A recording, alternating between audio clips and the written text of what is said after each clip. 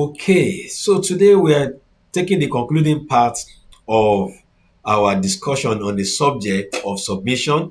We are talking about the five-fold dimensions of submission in marriage. We started by saying that submission is a combination of two words, which means sub and mission. Sub means under, and mission means on assignment. So, talking about two persons, when we are talking about marriage, two persons that has agreed to do marriage together, they have agreed to go on a mission, they have agreed to go on an assignment together under a common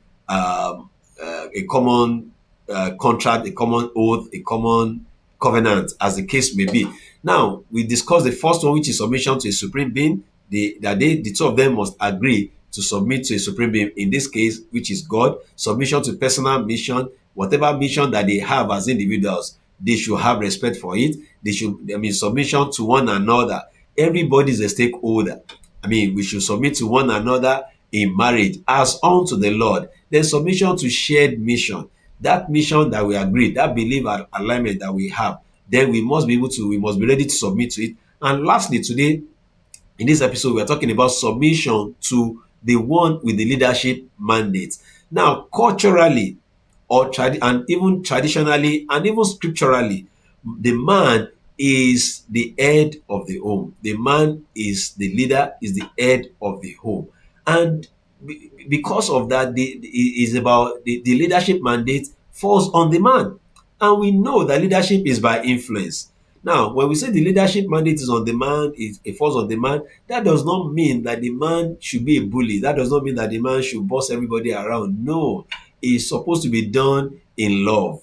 It's about influencing, the team positively. It's about getting the best out of the team. It's about getting the best out of every member of that family. Which will represent a nation. So it's about understanding the strength and weaknesses of your team members. So it's not the man is not there to boss everybody around, to oppress them, to suppress them. No, it's about bringing the best out of them. It's about understanding their competence and also giving support where it is necessary. So, and when we talk about leadership mandate, we also need to understand that people have different skills. So if the leadership mandate falls on the man, that does not mean that every other member of the house, of the family, especially the wife, does not have an idea. No, nobody is a fountain of knowledge. Nobody knows it all. We're supposed to complement one another, but somebody will have to take the lead. And God has made it such that the man is the head of the home. Whilst the two of them agree to submit to a supreme being, which is the number one of the submission of the fivefold, then it is important to also know that the man is the head of the home and they submit to the man. However, the man carries everybody along.